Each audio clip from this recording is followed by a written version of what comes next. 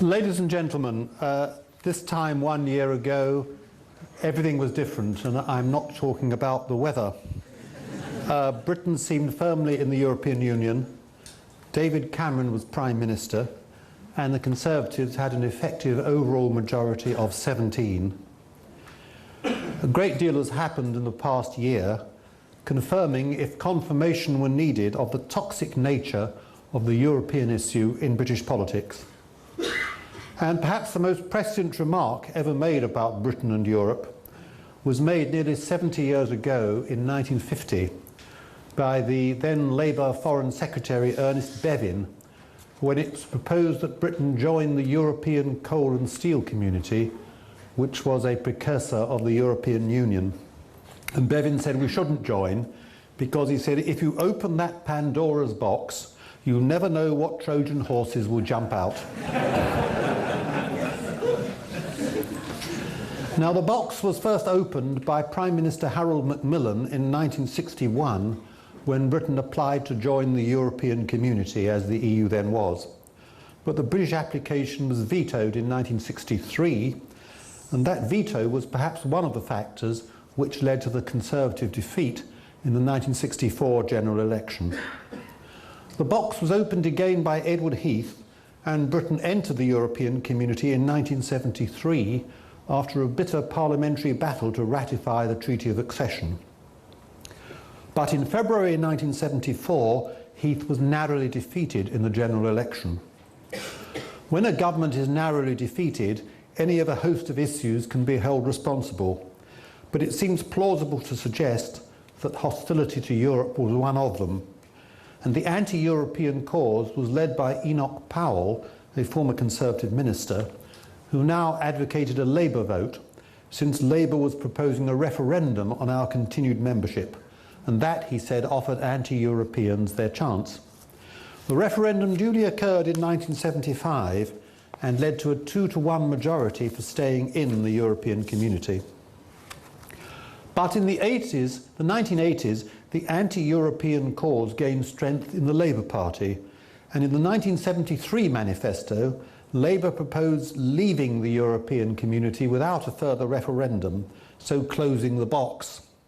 But Labour was heavily defeated in that election, and nevertheless, Europe was one of the issues which helped split the party and had led in 1981 to the formation of the new Social Democratic Party, which eventually merged with the Liberals to form the Liberal Democrats. Now, the box was opened even further in October 1990, when Britain joined the exchange rate mechanism of the European monetary system, which was a precursor to the euro. That was against the wishes of the Prime Minister Margaret Thatcher and prefigured the end of her premiership, which came a month later, following the resignation of her deputy, Sir Geoffrey Howe, on a European issue. But the problems of Europe were by no means over.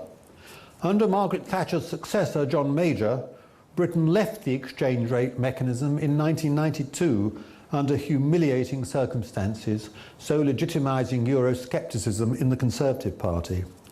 Major then faced a problem in persuading his party to agree to ratification of the Maastricht Treaty, even though he had achieved opt-outs for Britain, including an opt-out from joining the euro. By 1997, the Conservatives were hopelessly split on Europe, and that was one cause of the Labour landslide. In October 2011, there was a petition for a referendum on the European Union, which attracted over 1 million signatures. And there was then a parliamentary motion calling for a referendum, in which 81 Conservative MPs broke with the party whip to support it. In January 2013, in his Bloomberg speech, David Cameron proposed a referendum. In June last year, the referendum was held, and in 2017, as you know, Theresa May called an election in part to confirm the outcome of the referendum. So Europe has had seismic effects on British politics, dividing parties and destroying prime ministers. And that, of course, is because it raises fundamental questions of sovereignty and nationhood, and undermines our basic concept of parliamentary sovereignty, a concept which has no counterpart in any other member state in the European Union. Now, the movement towards European unity requires us to answer a fundamental question: are we or are we not politically part of the continent of Europe? We've had to deal with this question for almost the whole of the post-war period, and perhaps we have still not decided basically on what our answer should be.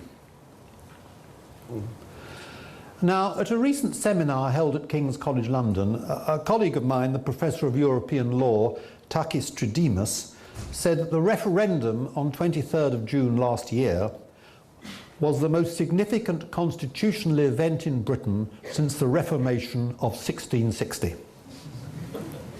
And he said that because the referendum showed, or perhaps confirmed, that on the issue of Europe, the sovereignty of the people trumped the sovereignty of Parliament, because in the referendum, Britain voted against the wishes of Parliament and government to leave the European Union. So Brexit is coming about not because government or Parliament want it, but because the people want it. For the first time in its history, government and Parliament are being required to do something they do not wish to do. There was a conflict between a supposedly sovereign Parliament and a sovereign people. And that is a situation without precedent in our long constitutional history. The purpose of the recent general election was to resolve that conflict, to replace the House of Commons elected in 2015, which had ceased to represent the people on the issue of Europe, with a more representative House of Commons, one committed to carrying through the verdict of the people in the referendum. Had that been achieved, it is possible that the European issue would have been finally settled, that the box would, as it were, have been closed. But of course that purpose was not achieved, and indeed the new House of Commons probably holds a larger percentage of MPs opposed to Brexit than the old. And in the Cabinet, 16 out of the 23 members voted for Remain. So the box remains open, and indeed the outcome of the election reopens the whole European issue. All the same, the process of leaving the European Union was begun in March of this year, when Theresa May activated Article 50 of the European Union Treaty by giving notification to Brussels that Britain intends to withdraw from the European Union. The clock is ticking, and under the provisions of Article 50, Britain will automatically leave the European Union 2 years after it is activated, that is in March 2019, unless the deadline is extended. To extend the deadline, there must be unanimous agreement amongst the 27 other member states. Now, in a recent case which came to the Supreme Court, the Gina Miller case, both sides argued that the Article 50 process, once triggered, was irrevocable. Now, I do not share that view, nor, more importantly, does Lord Kerr, who, as the diplomat Sir John Kerr, helped draft Article 50 in the 2008 Lisbon Treaty. In my view, Article 50 initiates a negotiation, and a member state can at any point decide that it does not wish to continue with the negotiation. Suppose that there were a clear indication, as for example through a second referendum, that the British people had changed their mind. The article itself has nothing to say on what happens in these circumstances. But if a state were not able to revoke its notification when it had changed its mind, the consequence would be that it would have to complete the withdrawal process, sign a withdrawal agreement, and then reapply to join under the provisions of Article 49 of the treaty. And that seems contrary to the spirit of Article 50, because Article 50 is intended to provide for a negotiation, not for the expulsion of a member that wishes to remain in the European Union. Now, it may be that the withdrawing state has no right to revoke Article 50, but surely at the very least the other member states have the discretion to allow it to do so, and would no doubt exercise that discretion were the withdrawing state be seen in good faith to have changed its mind. But Article 50 deals with the process by which a member state withdraws. The actual act of withdrawal is not, in my view, the invoking of Article 50, but the repeal by Parliament of the European Communities Act of 1972. And that was the act which ratified the Treaty of Accession and made Britain subject to the law of the European Union. And the Prime Minister's indicated, in the Queen's speech indeed today, that the government will propose to Parliament that the act be repealed through what has been called a Great Repeal Bill. But if we simply repeal the European Communities Act, we will leave a legal vacuum, since there may be many areas where we would like to see regulation which the EU has regulated and which would be unregulated.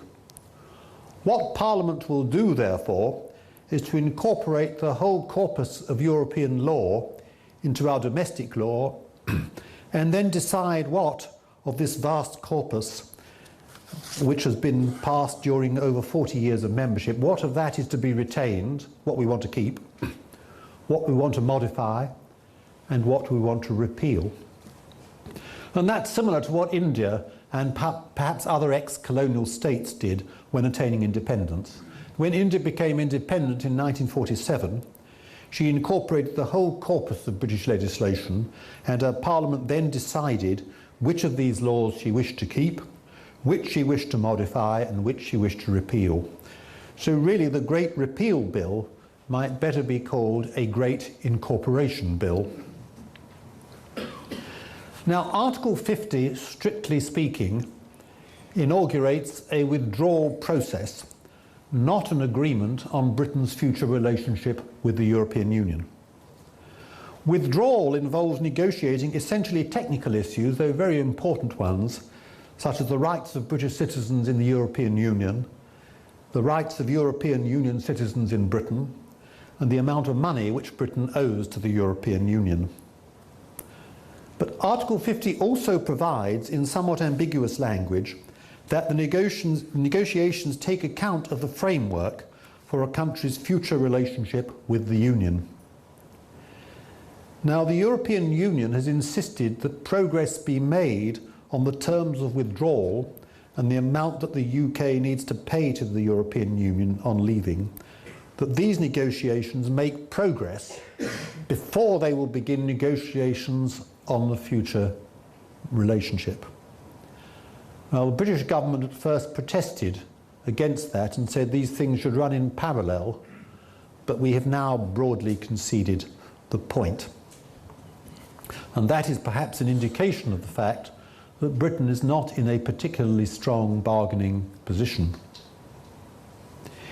Indeed, it may be that the government's view of the possibilities of negotiation are somewhat over-optimistic. And it seems to me, though I hope I am wrong, that Britain's position in these negotiations is not a very powerful one. And this is so for three reasons. First, Britain is outnumbered by the 27 member states who have mandated the negotiators. Someone said it's like getting divorced from 27 ex-wives. Secondly, the final deal has to be ratified by the European Parliament as well as a majority of the other 27, and the European Parliament tends to be less friendly to Britain, I think, than the governments of the member states. It may also have to be ratified by national parliaments and by some regional parliaments. Thirdly, there is the time limit of 2 years. There is apparently a Japanese saying to the effect that the shorter your time scale, the deeper your wallet needs to be. Then Britain has very little leverage. People complain that David Cameron did not secure enough in his negotiations. Perhaps he had little leverage, but he could at least say, if I don't get a good deal, Britain might vote to leave the European Union. What he was saying was, as so many prime ministers have said, give us a special deal or we will leave the European Union. That ploy is no longer available. You cannot say, give us a special deal or we will stay in the European Union. Or if I don't get a good deal, we will stay in the European Union.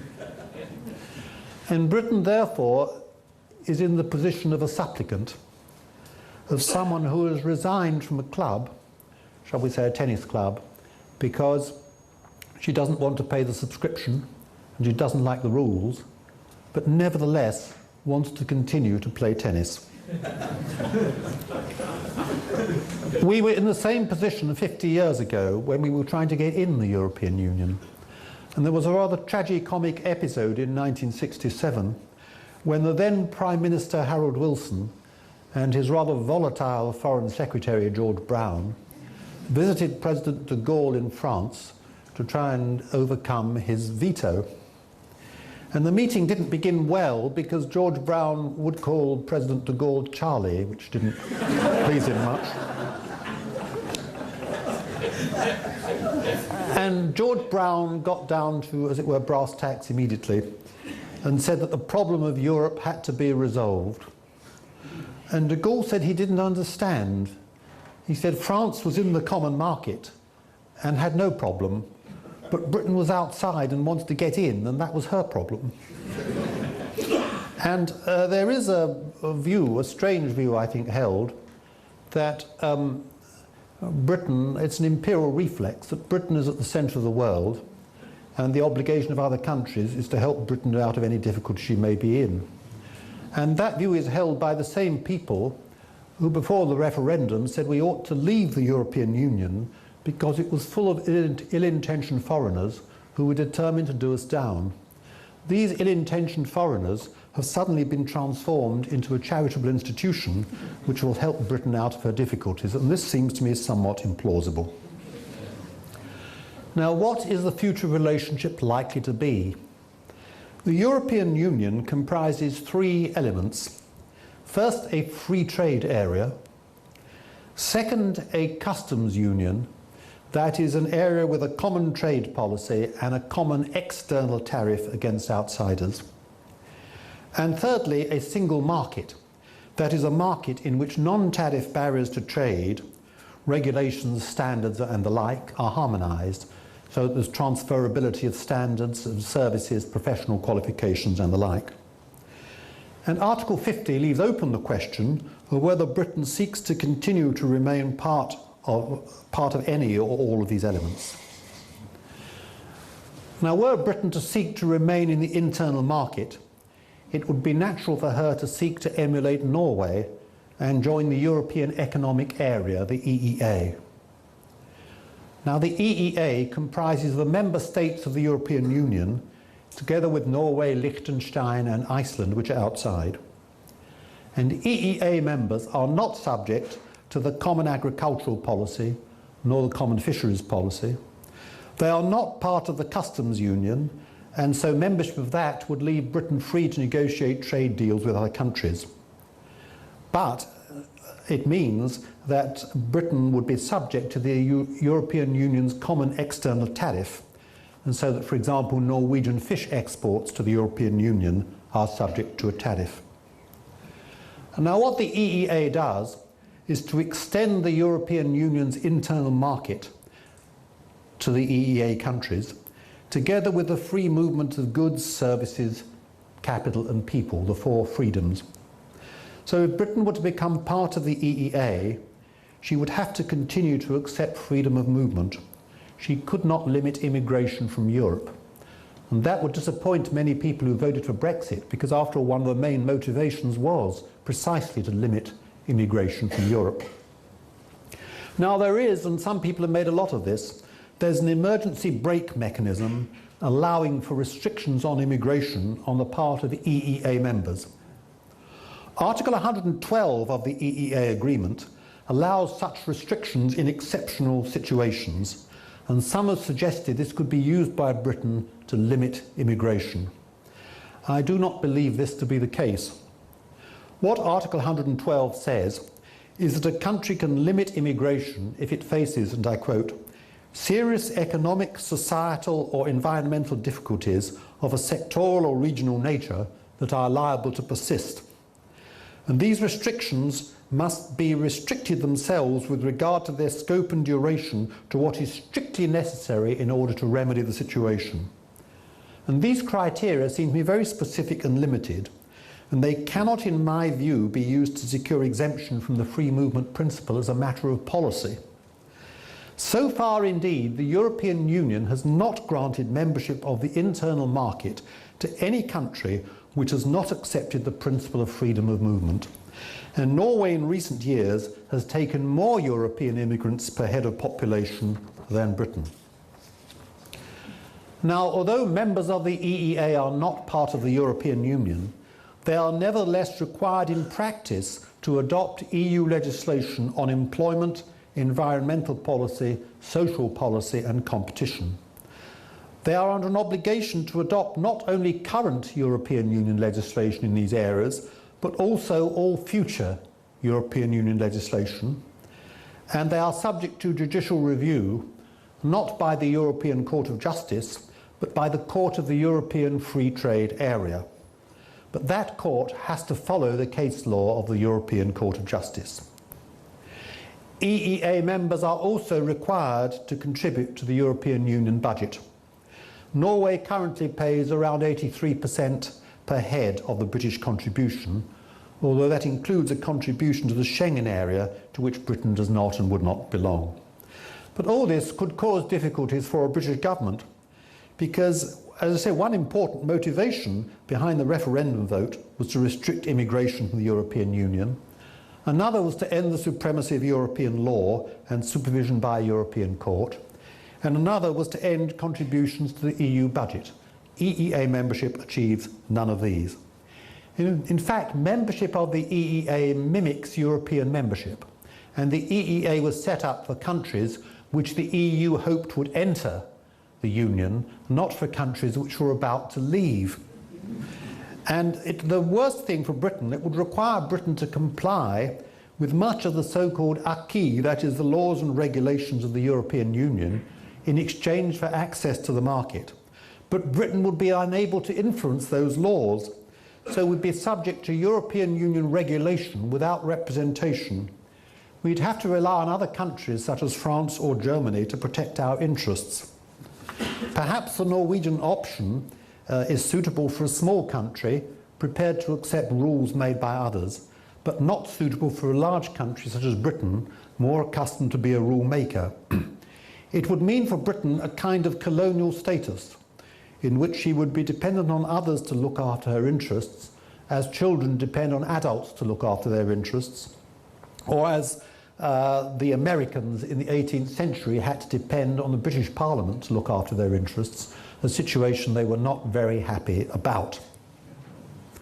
And these difficulties were well summed up by one political leader a year ago who said this: "The reality is we do not know on what terms we would win access to the single market. We do know that in negotiation we would have to make concessions in order to access it.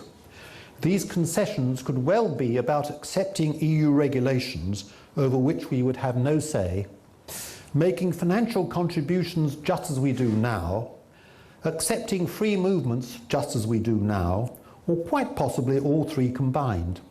It is not clear why other member states would give Britain a better deal than they themselves enjoy." That speaker was Theresa May.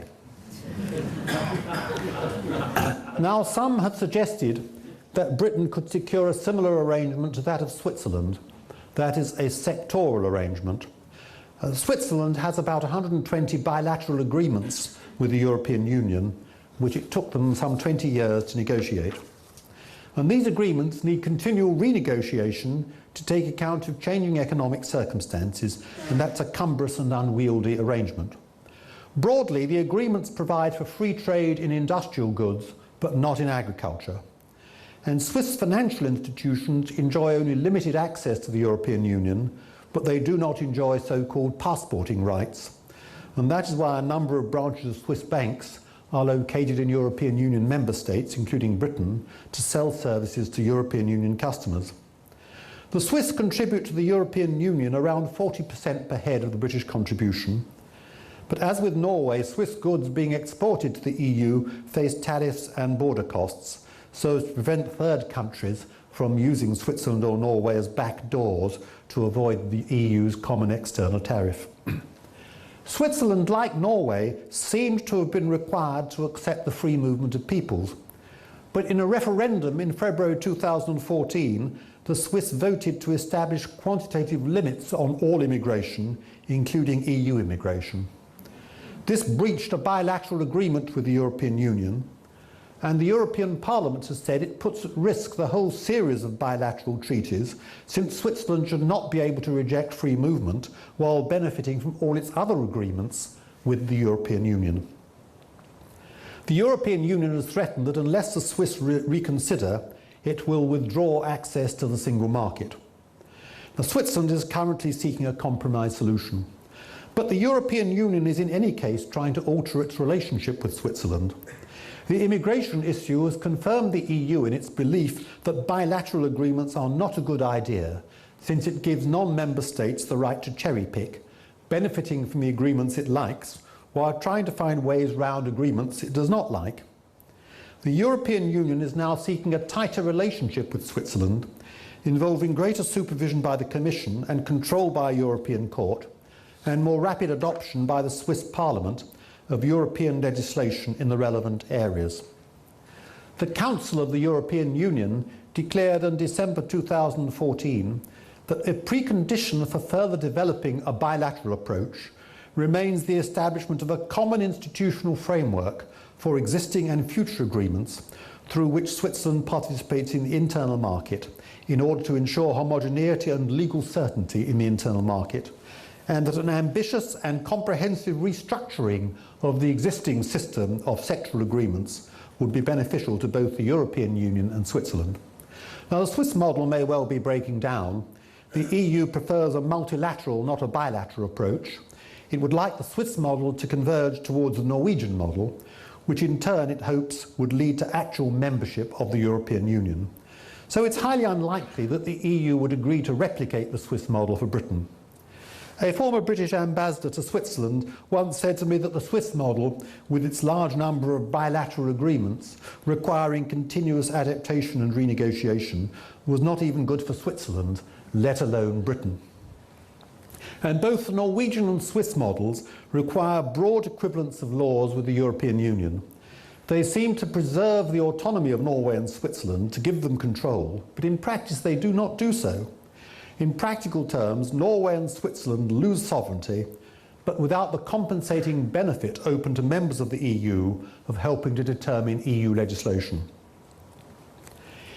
In 2013, the Foreign Affairs Committee of the House of Lords concluded that current arrangements for relations with the EU that are maintained by Norway or Switzerland are not appropriate for the United Kingdom if it were to leave the EU. In both cases, the non-EU country is obliged to adopt some or all of the body of single market law without the ability to shape it. If it is in the interests of the UK to remain in the single market, the UK should remain in the EU or launch an effort for radical institutional change in Europe to give decision-making rights in the single market to all of its participating states. So Norway and Switzerland seem to me less examples than warnings on how, even though de jure sovereignty is preserved, de facto autonomy is lost. Now, some say that Britain should seek to remain a member of the EU customs union after she has left the European Union. That is a view that has been put forward by Sir Keir Starmer, Labour Shadow Brexit Secretary, and it is thought to be the view held by the Chancellor of the Exchequer, Philip Hammond. But the argument is often put rather loosely. Membership of the customs union is by definition not possible, since by definition the EU customs union comprises only EU members, What Britain could do is to negotiate a customs union with the European Union, as Turkey has done. Now, this option is open to the obvious objection that it would prevent Britain from having an independent trade policy of her own. She would not be able to seek trade agreements with other countries, which was one of the hopes of many of those who supported Brexit. The EU could not allow such an independent policy, since if, for example, Britain had a free trade agreement with India, then a flood of goods could arrive from India via Britain that would have avoided EU tariffs and possibly also EU regulations, even though, of course, India is outside the EU customs union. Now, the supporters of this option say that there is in any case only limited scope for such trade deals with other countries, and they may be right. So this objection is not a very powerful one. And they also say that a customs union with the EU would have the advantage of avoiding a hard border between Northern Ireland and the Republic, that is, a tariff barrier between the two parts of the island of Ireland. But there are two disadvantages to the customs union approach. First, Britain would be committed to the European Union's common trade policy without any means of influencing it. Britain would have to continue to accept EU legislation relating to trade policy and the decisions of the European Court or some other judicial body on matters to do with the customs union where it was alleged there had been breaches of the rules. Secondly, EU trade agreements do not include countries outside the EU with whom they have a customs agreement. For example, they do not include Turkey. So Turkish markets are opened up to third countries with whom the EU has a trade agreement, but the markets of those third countries are not opened up to Turkey. In other words, a country which has a customs union with the EU is involved in an asymmetric relationship. And if, for example, the EU were to sign a trade agreement with Ruritania, it would mean that British markets would be open to Ruritanian goods, but Ruritanian markets would not be opened to British goods. So the effect is that Turkey, like Norway and Switzerland, cedes a part of its sovereignty without being represented in the EU and with little influence on its decision-making process. In the case of Britain, continued membership of the customs union from outside the EU would mean that when the European Union signed a trade agreement with a third country, Britain would have no access to the markets of that country.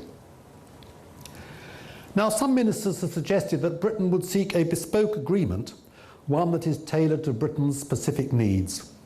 And Theresa May, as Home Secretary, achieved such an agreement over justice and home affairs.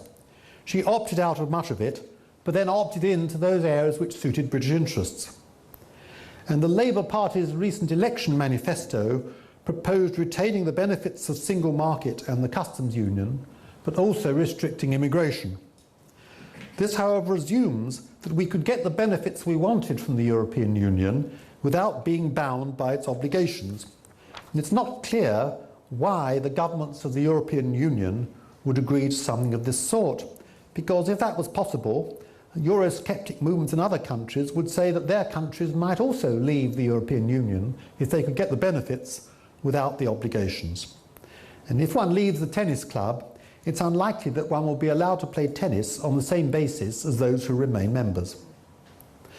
I recently heard an official in the European Parliament, which must ratify an agreement with Britain, complain that while in the European Union, Britain continually wanted exceptions and opt-outs.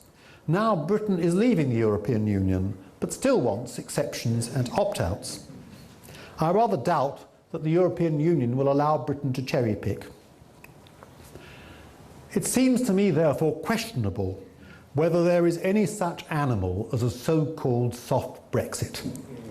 This form of Brexit seems to me to mimic EU membership, to give Britain many of the disadvantages of membership without the ability to influence EU legislation. They would in practice turn Britain into a satellite or colony of the European Union. Theresa May has been criticised for saying that Brexit means Brexit. But that is not a mere meaningless mantra. She has said that we are not staying in the internal market or customs union. Perhaps she has merely drawn out the logic of Brexit. Perhaps the only real alternatives are the so-called hard Brexit and remaining in the European Union. If Britain does not seek continued membership of the internal market or the customs union, there are only two alternatives left. The first is an association agreement with the European Union under Article 217 of the treaty, on the lines of agreements which the Union has negotiated with the Ukraine, Georgia and Moldova, providing for free trade and also political cooperation. And such an agreement leaves a non-European Union state free to make its own trade agreements with third countries. They do not require free movement. And the agreement with the Ukraine goes further than most free trade agreements in that it also provides for the freedom of establishment in service and non-service sectors. But that part of the agreement was made dependent upon the Ukraine being prepared to accept the acquis of the European Union, that is, the laws of the European Union. So again, an association agreement might, like the other options, limit the autonomy of Westminster. But there is a historical precedent for Britain, which in December 1954 negotiated an association agreement with the European Coal and Steel Community, providing for Britain to enjoy access to the integrated coal and steel market of the community. And that lasted until Britain joined the European Community in 1973. But of course, the political difficulty of negotiating such an agreement is that the European Union will not want it to be so favourable to Britain that it becomes attractive to those member states which also have secessionist or populist parties.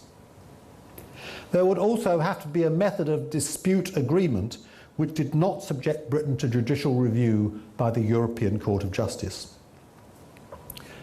Now furthermore, and I'm sorry if this lecture is getting a bit pessimistic, but European Union procedures for ratifying association agreements and most trade agreements are far more stringent than for ratifying the withdrawal agreement under Article 50.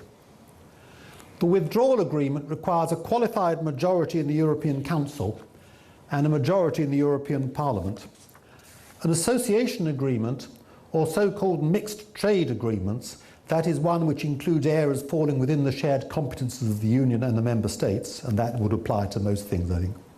They need to be ratified separately by each of the Member States' parliaments, together with some regional parliaments, including those of Flanders and Wallonia. That's a total of 38 legislatures, each of which has a veto. The trade agreement between the EU and Canada was held up for some time by the Belgian Regional Parliament of Wallonia. In addition, no such agreement can be signed until Britain has actually left the European Union, because of course the Union cannot conclude an agreement with a member state. And whatever the virtues of the European Union, speed in negotiating agreements is not one of them. When in 1985 Greenland, whose staple industry is fishing, withdrew from the European Union, it took 3 years to negotiate the agreement. The trade agreement between the European Union and Canada took 7 years to negotiate.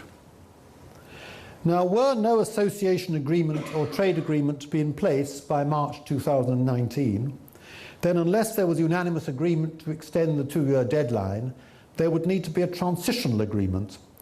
And that might well involve Britain remaining in some sort of relationship with the EU until agreement was reached.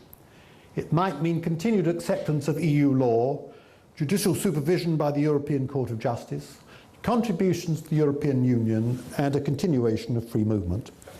It is not clear whether such a transitional agreement would be acceptable to large sections of the Conservative Party or to the British people who voted in 2016 to leave the European Union and perhaps assumed that our departure would take place within a fairly short period of time. Now, the second alternative, in the absence of a trade or association agreement, is that Britain following Brexit would be subject to World Trade Organization rules. That, in my view, is not as horrifying as some people say. It would leave Britain free to negotiate her own trade deals with the European Union and other World Trade Organization members. And Britain's own tariff schedules could not be vetoed by other members of the World Trade Organization, provided they did not yield a greater degree of protection than at present. And since Britain is a member of the World Trade Organization, the European Union cannot discriminate against her by raising its common external tariff against British goods. But World Trade Organization rules do not apply on the whole to non-tariff barriers, which in the modern world have become far more important than tariffs. And the European Union has removed many such non-tariff barriers with the development of the internal market, and more are in the process of being removed. And it's these non-tariff barriers rather than tariffs which will probably constitute the main difficulty for Britain after Brexit, since services are such an important part of the British economy. Now, some have argued that Britain does not need a trade agreement to trade successfully. Japan and the United States have, after all, traded perfectly happily and successfully with the European Union for many years without a trade agreement. If one has goods and services that other countries wish to buy, they will trade. And it's fair to say that a country adopting a policy of free trade gains an immediate economic benefit. If other countries impose tariffs against her goods, it is the standard of living of those other countries which falls, not the standard of living of the country that has adopted free trade. Indeed, there is no doubt that one advantage of leaving the European Union is that we move from a protected market in agriculture and in some other goods to an unprotected market. Being free of the common external tariff, Britain can import cheap food from beyond the European Union, for example, from Australia, Canada, and New Zealand, so the price of food can fall. And she can import, for example, cars from the United States without any longer paying the common external tariff of 10% on cars. To leave a protected market for an unprotected market gives you an automatic economic gain. And therefore, the logic of a post-Brexit Britain is that she should reduce tariffs and move towards unilateral free trade. And that was the policy adopted in New Zealand in 1984 by a Labour government to compensate for the fact that she had lost British markets when Britain joined the EU. And it's fair to say that after some immediate upheavals, New Zealand prosperity was improved by that option. And this is the model that some Brexiteers cite. They cite New Zealand, or they cite Singapore or Hong Kong as global trade hubs that have benefited from free trade and the philosophy of economic liberalism. And in my view, Brexit makes no sense unless Britain is prepared to adopt that path.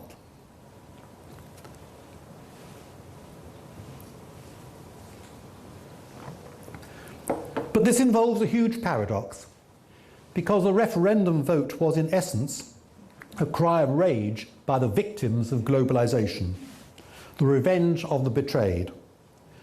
They sought protection against the excesses of globalization, against market forces which, so they believed, were costing them their jobs and holding down wages.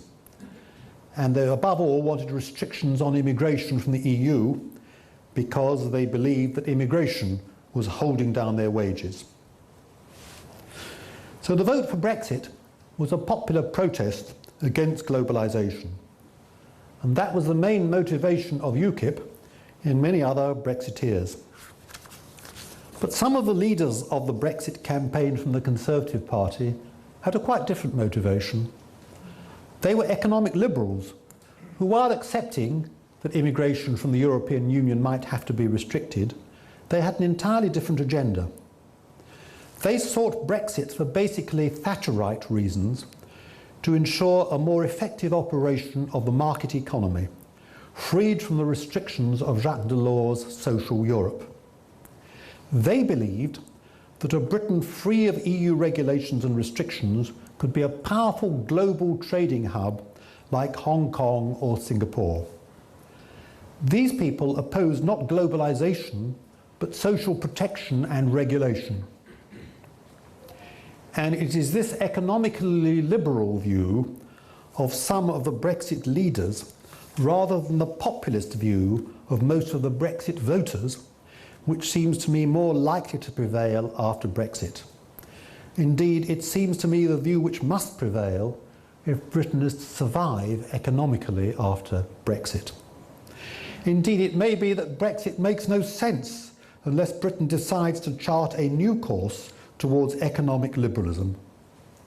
Survival outside the European Union entails that Britain must become more competitive, opening up markets and embracing free trade. That means encouraging enterprise by lowering corporation tax and perhaps personal taxation as well, to encourage entrepreneurs and innovators to come to Britain. But these reductions in taxation can only be financed by reducing public expenditure. And that will put further pressure on social and welfare expenditure, already under strain after 7 years of austerity. It will mean a radical shrinking of the state, which is likely to disadvantage the very voters who believed that Brexit would protect them from the excesses of globalisation. Far from gaining shelter from world economic forces, they will find themselves even more exposed to them. They will have to sink or swim in the harsher economic climate in which post-Brexit Britain will find herself. So Brexit could lead to a Britain more, not less, exposed to the forces of globalisation. It could prove the revenge of Margaret Thatcher from beyond the grave. And indeed, that was the reason why she was, in retirement, opposed to the European Union, because she said it hindered the growth of a market economy, which is a perfectly respectable position. Now, such an economically liberal stance also conflicts with Theresa May's idea of a more socially responsible and interventionist private enterprise system. In the recent Conservative manifesto, it was said that the Conservatives rejected equally the ideologies of the untrammelled free market and of socialism. But there is a conflict between Theresa May's middle way of intervention and the more competitive policies needed if Brexit is to be a success. And the question is there an appetite in Britain for such a radical solution? Margaret Thatcher's fourth term, as it were. Do the British people want such a radical solution? If not, it seems to me we either have to remain in the European Union or to become a satellite of it. So there are no easy choices. But now we have had the general election. Theresa May called it to resolve the European issue once and for all. Had she gained the landslide she was hoping for, that might have happened. She could then have argued that the referendum results had been confirmed, and she could have pressed ahead with Brexit negotiations, confident that the whole nation was behind her. But the opposite has happened. The election has been called the revenge of the Remainers. It reopens the whole issue of Brexit. That is so for 4 reasons. The first is that there is now no Commons majority for Theresa May's version of Brexit. Indeed, as I said at the beginning of the lecture, there is probably a stronger representation of Remain MPs in this Parliament than there was in the last one. Perhaps there's no majority for any of the forms of Brexit on offer. We do not know. The second reason is that the election intensifies the division within the Conservative Party. It is now perfectly possible that a deal secured by the government would be voted down in the House of Commons. If a deal is seen as too hard, Conservative Remainers may join with the opposition parties to defeat it. On the other hand, a deal which seems to Tory Eurosceptics not hard enough could lead to it being rejected within the Conservative Party and opposed by Conservatives in the country, 58% of whom voted to leave. The third reason is that the House of Lords, which probably has an even higher proportion of Remainers in it than the House of Commons, will now feel emboldened to press its own views. Had Theresa May won a landslide, her position on Brexit would have been seen to enjoy electoral legitimacy, and in terms of the Salisbury Convention, the Lords would have had to let it prevail. Now, with the government lacking a majority in the Lords, and with the pro-Remain Liberal Democrats and the crossbenchers holding the balance of power, the upper house will feel under no such constraint. The fourth reason is that the success of the Labour Party raises the question of whether the British people do still want to leave the European Union. In the great increase in the Labour vote, the highest increase in the vote for any single party since that for Attlee in 1945, there may be an element of buyer's remorse. Now, the Labour Party was not, as the Liberal Democrats were, a Remain party. The Labour manifesto declared that the party accepted the outcome of the referendum, that a Labour government would leave the European Union, that it would institute a policy of what it called managed immigration in place of free movement, and that it would seek to retain the benefits of the single market and the customs union. It's not clear how it could achieve these aims, the benefits of the single market and the customs union, while also controlling EU immigration and adopting a separate trade policy. But still, election manifestos don't have to pass a very high standard of truth, no doubt. But anyway, that did not matter. Remainers seem to have come to the conclusion that a vote for the Liberal Democrats was a wasted vote, and that the best way to reverse, or at least mitigate the outcome of the referendum, was to vote Labour. In constituencies where over 60% voted Leave, there was a small swing of around 0.8% to the Conservatives. In seats where the Remain vote was over 55%, there was a 5% swing to Labour. There was a clear division of opinion that Leave areas were more likely to vote Conservative, Remain areas were more likely to vote Labour. And I said earlier that perhaps there's no such thing as a soft Brexit, that perhaps there are only two real alternatives: Remain or Theresa May's Brexit, leaving Britain outside the internal market and the customs union, since the so-called soft Brexit means becoming a satellite or colony of the European Union with little means of influencing its policy, perhaps the worst of all worlds. It may be that faced with this choice of Brexit means Brexit or Remain, the British public think again. It may be that with a deadlocked Parliament, MPs, to overcome party divisions, do what Harold Wilson and David Cameron did, call for a referendum. And that referendum would be on the deal when finalised, asking the British public whether or not they approve of it. That would, if it was approved, would legitimise British exit.